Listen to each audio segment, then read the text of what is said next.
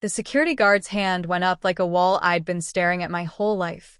Only this time, it wasn't invisible. "I'm sorry, Mr. and Mrs. Thompson," he said, polite but final. "Your name's aren't on the approved list for Unit 1201. No access." Mom's mouth opened, closed, opened again. Dad just stood there, gripping the shiny new keys they'd been mailed 2 days earlier, Theon's that would never turn any lock. This was supposed to be their big retirement moment. The sleek, sun-drenched apartment in Willow Crest Estates they'd been posting about on Facebook for weeks. The one they'd bragged would finally let them live like they deserved after signing every last penny of their $1.6 million estate over to my sister Madison, forgetting I existed completely.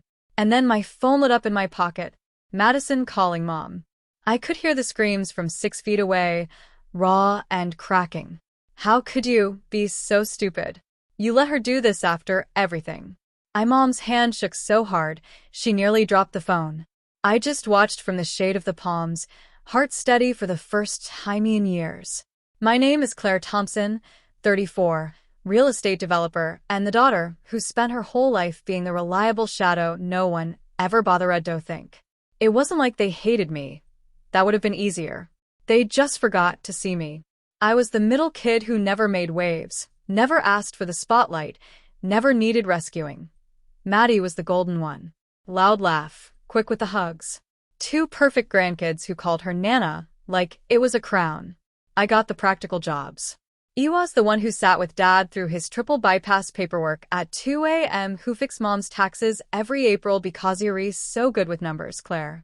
I loaned them 30 grand for the kitchen remodel in 2019 and never once brought it up when they paid Maddie's credit cards off instead. Small things stacked like bricks. Every Christmas, Maddie got the big gifts because she has the kids while I got the socks and a pat on the head. "You're so independent, honey. You didn't need as much." I smiled every time. That I always smiled. I built my company from nothing. Willow Rest Developments. One got a duplex at 26, then another, then whole communities. I never bragged. They never asked. When Mom mentioned over coffee last spring that they were selling the family house and signing everything to Maddie for the grandkids, I just nodded.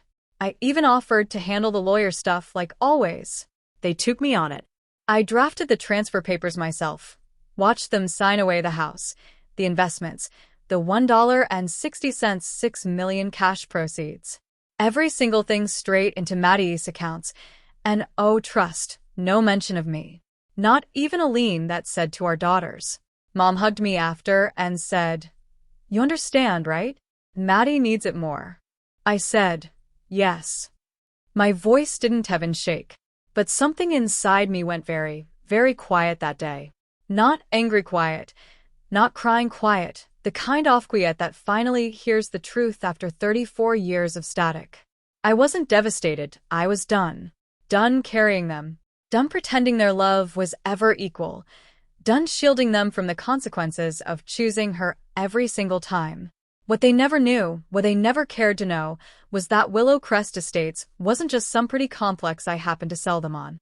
I owned it. Every brick, every gate, every palm tree. My company built the whole thing. And Unit 1201, I'd quietly set it aside 6 months earlier as my surprise retirement gift to them. Title, HOA, everything locked under my LLC. They thought Maddie was using this state money to buy it for them. They thought he was just handling the boring paperwork again. They never once asked whose name was on the deed. Why would they? I was Claire, the fixer, the quiet one. So, after they signed everything away, I made one call to my property manager, changed the access list for 1201.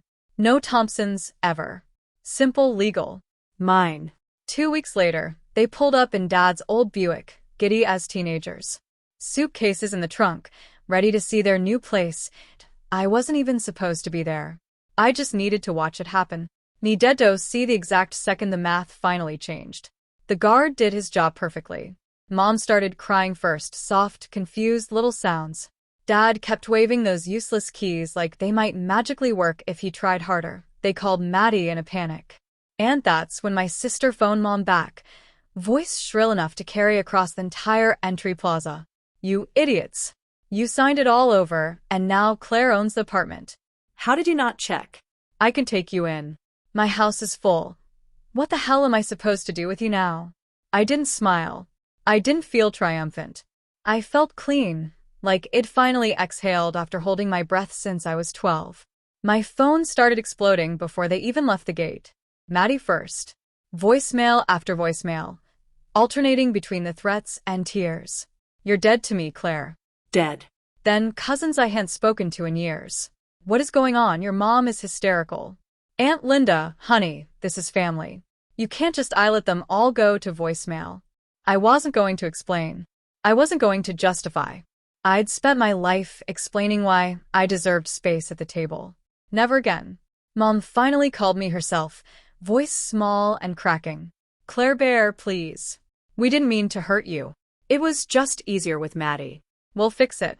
I let the silence stretch for 5 full seconds.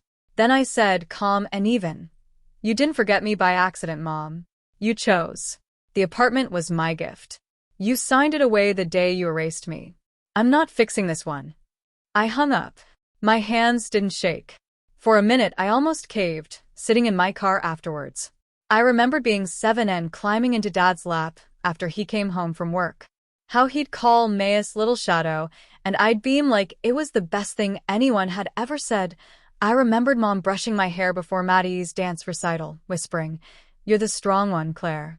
You don't need all the fuss." The old conditioning tugged hard. Be nice. Be useful. Be quiet. And maybe they'll finally see you. But then I pictured them at that gate. Keys useless in Dad's hand. And the tug snapped. I wasn't becoming cruel. I was becoming honest. The fallout rolled in like slow thunder. Maddie had to dip into the $1.66 million to put them up in a mediocre extended stay hotel while she figured it out. Turns out she'd already spent a chunk on a new SUV and a family Disney trip. The family group chat became a war zone. People who'd never defended me suddenly asking why Maddie got everything and I get nothing. Old neighbors started texting me. We always thought you were the one holding that family together, and Maddie's reputation took the biggest hit.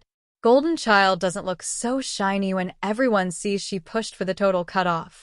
Mom and Dad, stop posting on Facebook. No more retirement glow, just silence. I didn't gloat. I didn't post a single thing. I simply rented Unit 1201 to a single mom and her daughter, who'd been living in her car. First month free. Then I wrote a check to a women's financial literacy nonprofit. Enough to help 50 other quiet daughters learn how to stop carrying everyone else. I blocked every single family member. Not out of rage, out of peace. I didn't destroy my family. I simply stopped being the one holding it all together while they tore me out of it. The quiet one was never weak.